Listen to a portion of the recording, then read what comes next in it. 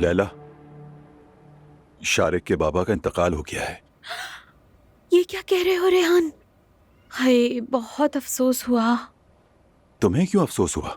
हाय रेहान, तो क्या खुश हूँ? किसी की जान चली गई है। वो आदमी पहले कौन सा ठीक था?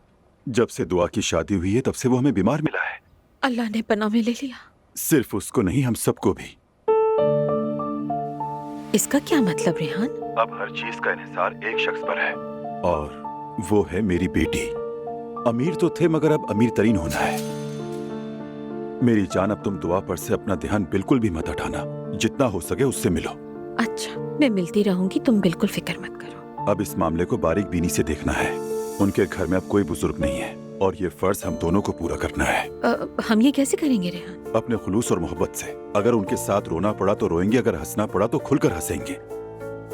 उन्हें अपनायत का एहसास दिलाएंगे लैला। ये एहसास दिलाएंगे कि मैं उसका बाप हूँ।